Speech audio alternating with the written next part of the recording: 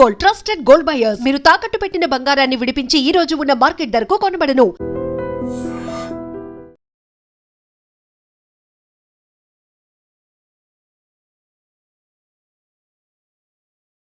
ఈ సైకో రాజ్ కుమార్ ఆ అమ్మాయిని, ఆ మైనర్ బాలికని ఇక్కడికి తీసుకొచ్చాడు. ఇంతకుముందు నేను అక్కడ ఇంటి దగ్గర చూపించాను కదా! ఇంటి దగ్గర భార్యని, ఇద్దరు పసిపిల్లల్ని 4 సంవత్సరాలు, 2 సంవత్సరాలు. ఆ ఇద్దరు పిల్లల్ని, భార్యని ఆ ముగ్గురిని చంపేసిన తర్వాత డైరెక్ట్‌గా వాళ్ళ ఇంటికి వెళ్ళి, షాబాద్‌కి వెళ్ళి ఆ మైనర్ బాలిక అమ్మ, నానమ్మ, అమ్మని, నానమ్మని చంపేసి తర్వాత ఆ అమ్మాయిని కూడా బలవంతంగా ఇక్కడికి తీసుకొచ్చి ఇక్కడ చూడండి అఖిల్ సాగర్ చెరువు అంటారంట.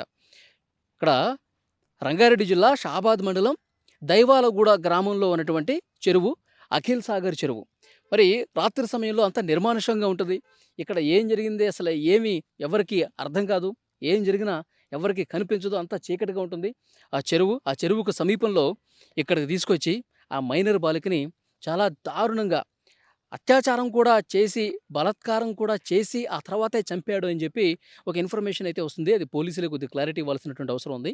ఇక్కడికొచ్చి దారుణం చేసి, అత్యాచారం చేసి, ఆ తర్వాత ఏ ఏ కత్తితో అయితే చంపేశాడో, ఏ కత్తితో అయితే తన కుటుంబాన్ని, అలాగే అక్కడ షాబాద్‌లో ఉన్నటువంటి మైనర్ బాలిక తల్లిని, నానమ్మని చంపాడో, అదే కత్తితో ఇక్కడ చెరువు సమీపంలోకి తీసుకొచ్చి చాలా దారుణంగా పీక మీద పెట్టి కసా కోసేసి చంపినటువంటి పరిస్థితి కూడా ఉంది.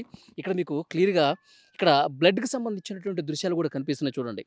ఈ నిర్మానుష్య ప్రాంతంలో అఖిల్ సాగర్ చెరువుకు అత్యంత సమీపంలో ఆ మైనర్ బాలికని ఇక్కడికి తీసుకొచ్చి ఎంత దారుణంగా పీక కోసి చంపేశాడో కూడా క్లియర్‌గా మీరు చూడొచ్చు. ఆ రక్తపుకు సంబంధించినటువంటి ఆనవాళ్లు కనిపిస్తా ఉన్నాయి.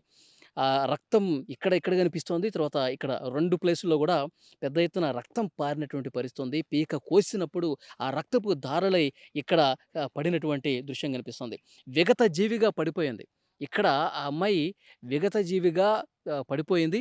ఈ ప్లేస్ నుంచే ఆరుగురిని చంపేసిన తర్వాత ఈ అమ్మాయితో కలుపుకొని 6 మందిని చంపేసిన తర్వాత ఇక్కడి నుంచే వాళ్ళ తండ్రికి ఫోన్ చేశాడంట. వాళ్ళ తండ్రికి ఫోన్ చేసి, "నాన్న నేను 6గురిని చంపేశాను. నేను నా పెళ్ళాన్ని చంపేశాను. 2 పిల్లల్ని చంపేశాను. షాబాద్‌లో నా మీద కేసు పెట్టారు గదా! అక్కడ గూడా వాళ్ళ అమ్మని, నానమ్మని చంపేసి, ఆ అమ్మాయిని గూడా ఇక్కడికి తీసుకొచ్చి మన చెరువు దగ్గరికి తీసుకొచ్చి చంపేశాను. 6గురిని చంపేశాను. నా పగ తీరిపోయింది. నాకిప్పుడు చాలా సంతోషంగా ఉంది. నేను గూడా ఇప్పుడు చచ్చిపోతున్నా. 6గురిని చంపాను. ఇక నేను గూడా చచ్చిపోతున్నా" అని చెప్పి ఫోన్ కట్ చేసి పోయిండంట. మరి ఎటు పోయిండు, ఎక్కడికి పోయిండో కూడా తెలీదు. ఇంకా పరారీలో ఉన్నట్టుగా తెలుస్తోంది. పోలీసుల నుంచి లేటెస్ట్‌గా వస్తున్నటువంటి ఇన్ఫర్మేషన్. శనివారం మధ్యాహ్నం కావస్తుంది. ఇంకా వాడు దొరకలేదు. పోలీసులు అతని కోసం వెతుకుతున్నారు అని సమాచారం అయితే ఉంది.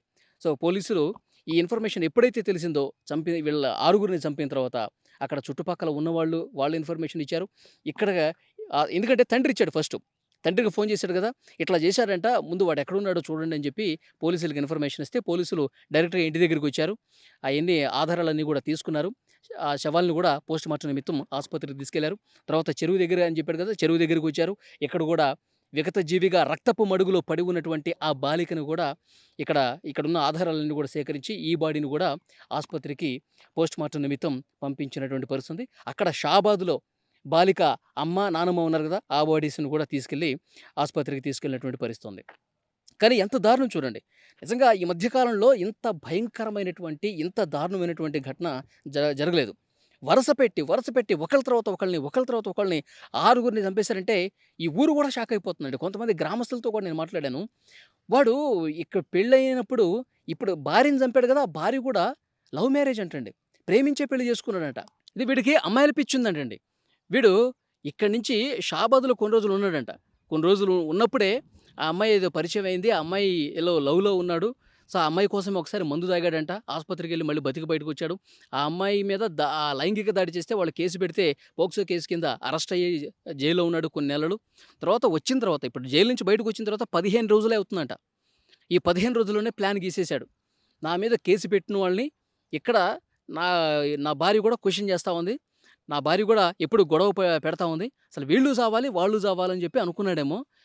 ప్లాన్ గీసుకొని ఒక పదునైన కత్తి తీసుకొని వాళ్ళని చంపాడు, వీళ్ళని చంపాడు. పాపం ఆ అమ్మాయి, ఆ మైనర్ బాలికలను కూడా ఇక్కడ తీసుకొచ్చి చంపేశాడు. సో, ఇక్కడ గ్రామస్తులు వీడు ముందు బాగానే ఉండేవాడు. తర్వాత షాబాద్ వెళ్ళిన తర్వాతే వీడు మైండ్ ఇట్లా తయారైపోయింది. సో, అమ్మాయిలుగా దాంట్లో మాయలో పడిపోయి ఇంత దారుణంగా వాడు చంపేశాడని చెప్పి గ్రామస్తులు కూడా చెప్తా ఉన్నారు. అయితే ఈ బాధితుల కుటుంబ సభ్యులు మాత్రం ఒకటే చెప్తున్నారు. వీడిని కఠినంగా శిక్షిస్తాము. వీడి మీద చాలా సీరియస్‌గా సెక్షన్స్ పెట్టి జైల్‌లో ఏస్తామంటే కుదరదు. వీడొక మానవ మృగం. వీడొక రాక్షసుడు. వీడొక క్రిమినల్ మైండ్‌సెట్‌తో ఉన్నటువంటి నరరూప రాక్షసుడు. 6 మందిని చంపాడంటే బయటకొచ్చిన తర్వాత ఇంకా చాలా మందిని చంపుతాడు. వీడు బతకటానికి వీల్లేదు. వీడిని చంపాల్సిందే. ఇప్పుడు ఆ అమ్మ చెప్తోంది. వీళ్ళ భార్య వాళ్ళ తల్లి ఉంది గదా! వీడి అత్త. ఆమె క్లియర్‌గా చెప్తా ఉంది. ఇప్పుడు నా కూతుర్ని, మనవల్ని ముగ్గురిని చంపేశాడు. వాడు గూడా చావాల్సిందే. వాళ్ళతో పాటు వీడిని గూడా చంపి వాళ్ళ సమాధుల దగ్గరే వీడిని గూడా పెట్టాలి. లేదు మేము జైల్లో పెడతామంటే కుదరదని చెప్పి వాళ్ళందరూ గూడా కుటుంబ సభ్యులందరూ గూడా చెప్తున్నారు. నిజంగా చాలా దారుణమైనటువంటి ఘటన. గ్రామస్తులంతా భయపడిపోతున్నారు. అసలు దైవాలగూడ గ్రామంలో ఇంత ఇంత మంచిగా ఉండే ఊర్లో ఇంత సైకో ఉన్నాడా? ఇంతమందిని చంపేసాడా? వీడు బయటకొస్తే మా ఊళ్ళో ఉన్న చాలామంది కూడా థ్రెట్టే. వీడసలు ఊళ్ళోకి రావద్దు. మేమసలు ఊళ్ళ నుంచి బహిష్కరిస్తున్నాం. తర్వాత పోలీసులు గూడా వీడిని చాలా సీరియస్‌గా శిక్షించాలి. వీడిని జైల్లోనే ఉంచాలి. బయటకి మాత్రం వదలొద్దని చెప్పి గ్రామస్తులు గూడా భయంతో చెప్తా ఉన్నారు. ఇంత సైకో మా గ్రామంలో వద్దని చెప్తా ఉన్నారు. సో, డెఫినిట్‌గా పోలీసులైతే వాడి కోసం వెతుకుతా ఉన్నారు. ఆ సైకో కోసం వెతుకుతా ఉన్నారు. మొత్తం 4, 5 బృందాలుగా ఏర్పడి వెతుకుతా ఉన్నారు. వాడు దొరికితే మాత్రం చాలా క్లియర్‌గా శిక్ష చాలా కఠినంగా ఉంటుంది. అన్ని ఆధారాలు గూడా మా దగ్గరున్నాయి. అన్ని డేటా గూడా కలెక్ట్ చేస్తాను. కోర్టు ముందు ప్రవేశపెడతామని గూడా పోలీసులు చెప్తా ఉన్నారు. సో, చూద్దాం ఇంకా ఊళ్ళో చాలామంది ఈ కే ఈ ఈ ఘటన గురించి తెలిసిన తర్వాత ఆ బాధితుల ఇంటికొచ్చి పరామర్శిస్తా ఉన్నారు. చాలా బాధ కలుగుతుంది. ఎందుకంటే చిన్న పిల్లలండి. భార్య ప్రేమించి పెళ్లి చేసుకున్నాడంటే ఆ ప్రేమంతా ఏమైపోయిందో తెలీదు. వేరే అమ్మాయిల మోజులో పడిపోయి భార్యని చంపేశాడు. చిన్న పిల్లలు 4 సంవత్సరాలు, 2 సంవత్సరాలండి. 2 సంవత్సరాలంటే మాటలొస్తాయా? ఆ చిన్న పిల్లవాడికి మాటలు గూడా రావు. 4 సంవత్సరాల ఇంకొక బాబున్నాడు. చిన్న చిన్న పిల్లలు. పాలు తాగే వయసున్నటువంటి బాబు. వాడికి ఆ పీక మీద కత్తి పెట్టాలని ఎట్లా అనిపించింది? కత్తి పెట్టి పీక మీద నరకాలని చెప్పి ఎట్లా అనిపించింది? వాడసలు తండ్రేనా? వాడసలు నిజంగా మనిషేనా? వాడొక పశువు గదా! అది ఇక గ్రామస్తులు గూడా చాలా బాధతో ఉన్నారు. సో, పోలీసులు ఈ కేసు ఎంత త్వరగా పరిష్కరిస్తారన్నది చూడాలి.